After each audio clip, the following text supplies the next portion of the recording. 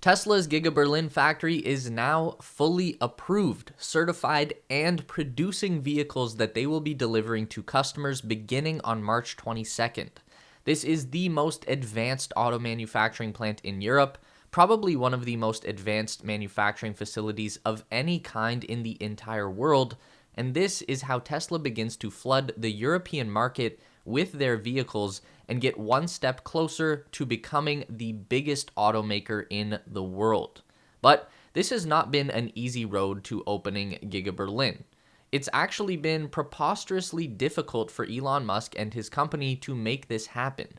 We all know that Germans are naturally very meticulous with high standards, but even Elon himself didn't expect the outcome he got after going toe-to-toe with the German bureaucracy. Still, Tesla overcame it, and today we're getting into the story of Giga Berlin on the eve of its very first customer deliveries, and we'll talk about why this is more than just another car factory.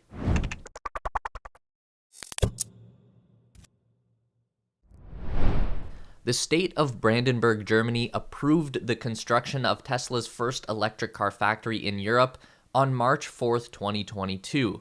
But the construction of the factory began in late May of 2020. Tesla was able to build this entire plant based on a series of 20 pre-approvals given by the state of Brandenburg, which is the jurisdiction that Giga Berlin actually falls under. It's not technically in the city that it's named for, just a close-by suburb called Grünheide, but obviously Giga Grünheide or Giga Brandenburg don't carry the same weight for an international market. But the main point here is that the way these approvals work is crazy. Tesla was allowed to start building a factory based on the pre-approvals, but they aren't allowed to open the factory without final approval. So they do this at their own risk.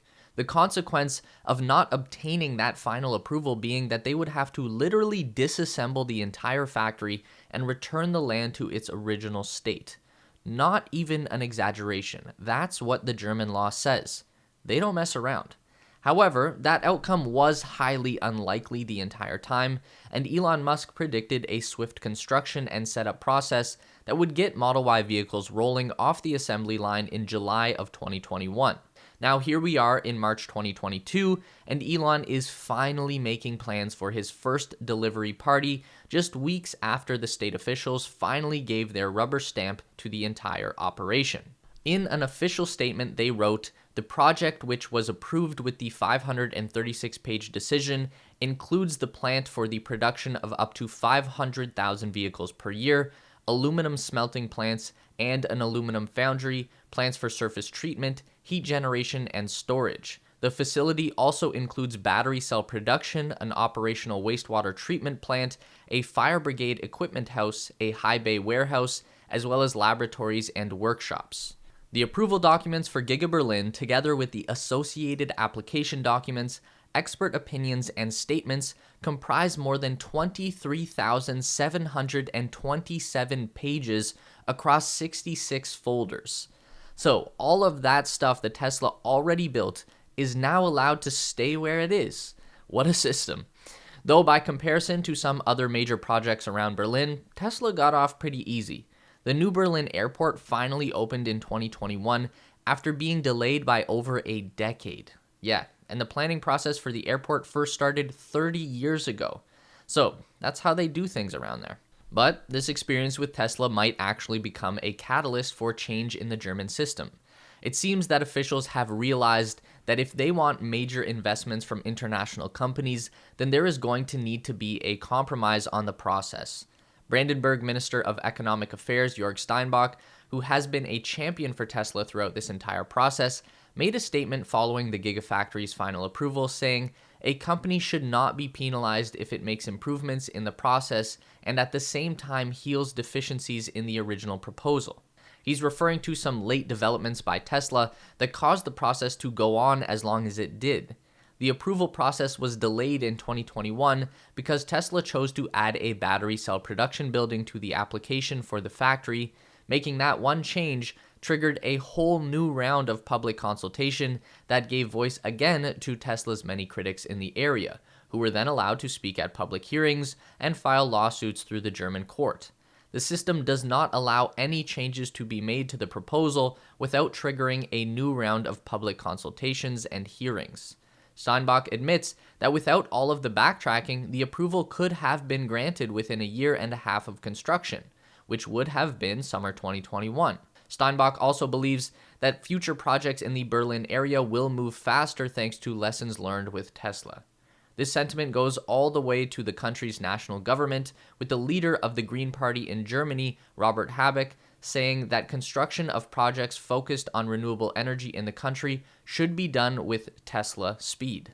The entire story of Giga Berlin has been ongoing back and forth between Tesla and environmental crusaders in Germany who would prefer that no factories get built ever. Even if they are factories that make electric cars which have a net benefit for the environment as a whole.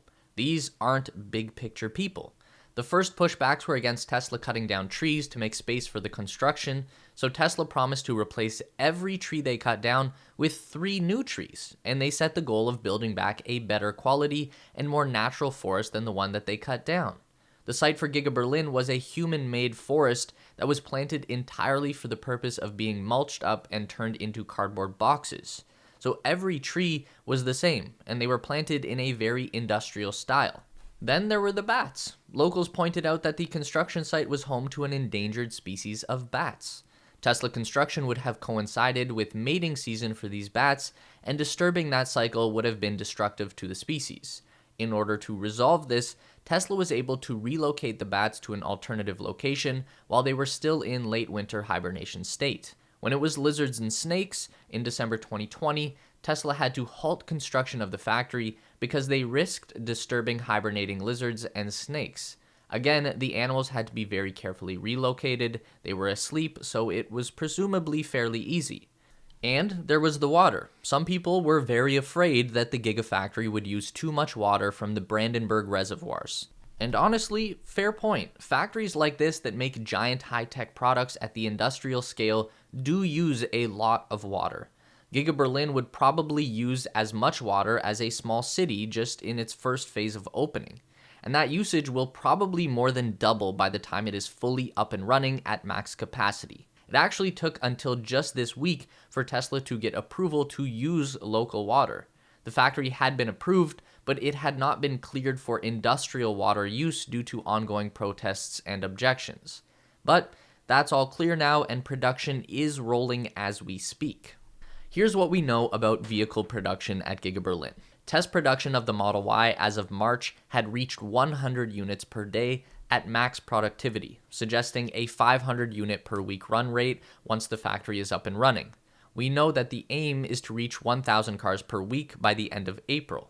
Tesla is building the Model Y performance variant right now. These are being constructed with the standard 2170 battery pack that is being supplied to Germany by Tesla China. And these German Teslas will feature both front and rear Giga castings. We can already see hundreds of them lined up in parking lots outside the factory, just meticulously parked in perfect straight lines, as you would expect from a German crew. These are mostly black with a few white here and there, so we still have no clear image of the new paint colors that are expected to come from this Gigafactory. We know that 30 vehicles will be delivered at the event on March 22nd, and we've heard that all 30 of these cars were built on March 14th. The hundreds of vehicles built since approval came through will be shipped out to customers before the end of March. There are currently 2 GigaPress machines up and running on the production floor, with 2 more presses being installed right now. Each press can fabricate 2,500 castings per week, and at 2 per car, that would be 1,250 vehicle capacity per press. Tesla will need a total of 8 GigaPress machines running to meet their ideal rate of 10,000 vehicles per week. Second production shift is expected to be added June 2022 to ramp up vehicle output, building cars all day and all night. Then production is expected to shut down for a 3-week period at some point in the second half of this year, and the reason for that is to retool the line for 4680 battery and structural pack integration.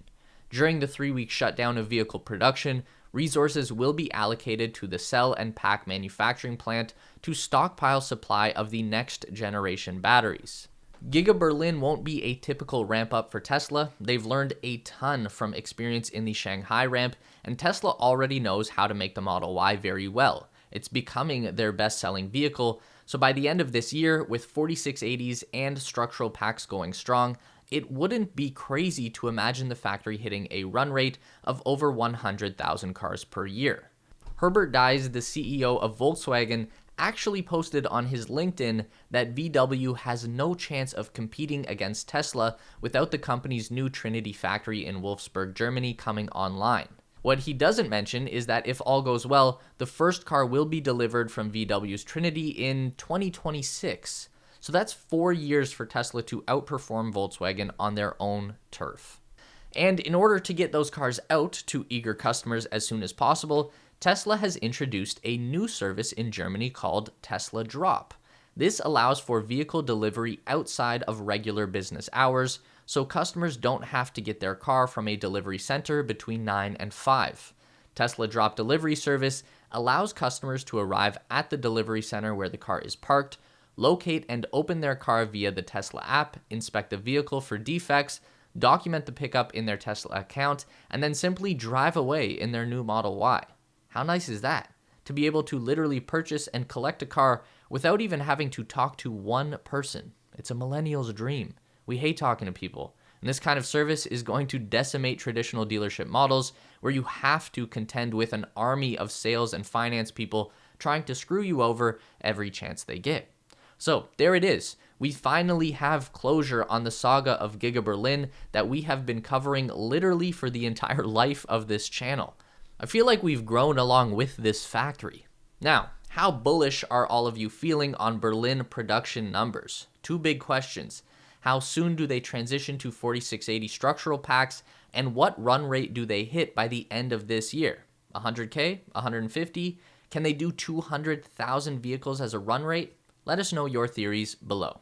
Don't forget to give this video a thumbs up today if you liked it. That is so important for getting our content out to more people. If you enjoy the content, then you'd probably also enjoy our weekly newsletter, so sign up with the link down below at theteslaspace.com.